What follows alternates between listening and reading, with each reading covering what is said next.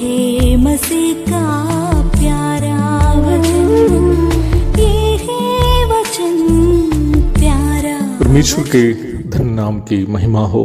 प्रभात मनन के सत्र 2378 में आप सभी का बड़े विनम्रता के साथ स्वागत करता हूं। आइए आज के मनन के लिए हम पढ़ते हैं पतरस की पहली पत्री 3 अध्याय उसकी पहली पद। हे पत्नियों, तुम भी अपने पति के अधीन रहो, इसलिए कि यदि इनमें से कोई ऐसे हो जो वचन को ना मानते हो तो भी तुम्हारे भय सहित पवित्र चाल चलन को देकर बिना वचन के अपनी अपनी पत्नी के चाल चलन के द्वारा खींच जाए। 2 अध्याय की 12वीं पद से 3 अध्याय की 12वीं पद तक लेखक पतरस मसीही विश्वासी अनिवार्य रूप में अपने जीवन में पालन करने का विनम्रता का जीवन के विभिन्न पहलुओं पर समझा रहा है। 2 अध्याय की 13 से 17 तक के पदों में देश के विधि व्यवस्थाओं के अधीन रहने के लिए समझाया गया है। 2 अध्याय की 18वीं पद से 25वीं पद तक काम धंधे के क्षेत्र में अधीन रहने के लिए समझाया है। निम्न बात को जारी रखते हुए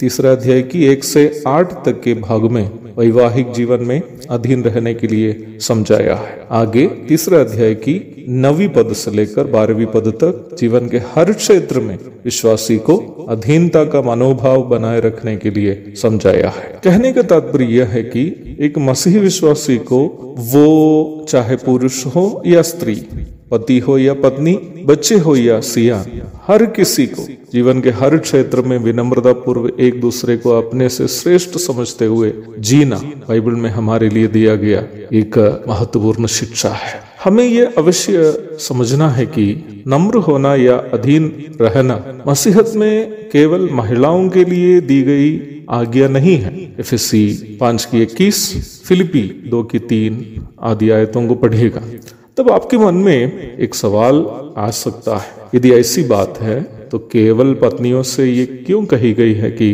पारिवारिक जीवन में वे पति के अधीन रहें। परमेश्वर के वचन में हम 3 इंस्टीट्यूशंस अथवा संस्थानों को देखते हैं जिसकी स्थापना स्वयं परमेश्वर ने किया है। उसमें पहली संस्थान परिवार है, दूसरी और तीसरी क्रमशः सरकार और कलीसिया है। यद्यपि व्यक्ति के रूप में हम सभी तुल्य क्यों न हो, संस्थानों के संचालन के लिए चलाने वालों के अधीन रहना अनिवार्य है। हमें से जितने भी कोई सरकारी कार्यालय में या निजी कंपनी में काम करते हैं, वहां काम करते वक्त अपने से ऊपर के अधिकारियों के आदेशों को खुशी से हम पालन करते हैं, क्योंकि हम जानते हैं कि निम्न संस्थान के सुचारू संचालन के लिए ऐसे अधीन रहना जरूरी है। वैसे ही वचन हमें सिखाता है कि कलीसिया के सुचारू संचालन के लिए हमें अगुओं के अधीन रहना है। इब्रानी 13:17। देश के नागरिक के रूप में सभी नागरिक तुल्य हैं, पर देश के सुचारू संचालन के लिए हमें अधिकार में रहने वालों के आदेशों का पालन करना जरूरी है।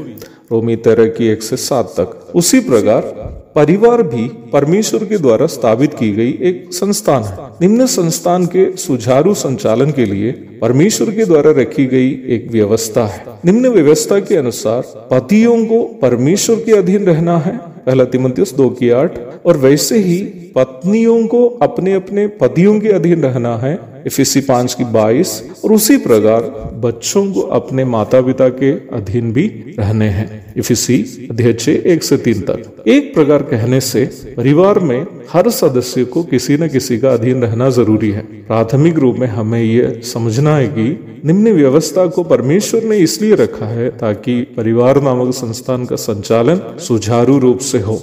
जिस प्रकार परमेश्वर के द्वारा संस्थापित अन्य व्यवस्थितियों के, जैसे सरकार या कलीसिया के नेतृत्व का विरोध करना परमेश्वर का विरोध करना है, वैसे ही परिवार के संचालन में परमेश्वर के द्वारा पति को दिया गया नेतृत्व की सेवा का विरोध पत्नी या बच्चों के द्वारा करना अवश्य परमेश्वर का विरोध करना है। अवश्य ध्यान देगी, परिवार में पति और पत्नी के बीच जो तुल्यता है वो केवल दो व्यक्ति होने का तुल्यता और मसीह में दोनों विश्वासी होने का तुल्यता ही है। परिवार के संचालन में दोनों को परमेश्वर से मिली हुई जिम्मेदारियों में वो तुल्यता नहीं है। जब परमेश्वर का वचन बहनों से कहता है कि वे अपने अपने पतियों के अधीन रहे, तो इसका प्राथमिक अर्थ यह है कि वे परिवार के संचालन में पति को परमेश्वर से मिली हुई अगुवाई की जिम्मेदारी के अधीन अपने आप को रखना। निम्न विषय में और भी कई महत्वपूर्ण बातें पतरस इस भाग में चर्चा की हुई है। प्रभु दया करे तो हम अगले दिनों में इन बातों की भी चर्चा अवश्य करेंगे। तब तक के लिए आपसे विदा हो जाता हूँ। प्रभु आप सबको आशीष दे। आमीन।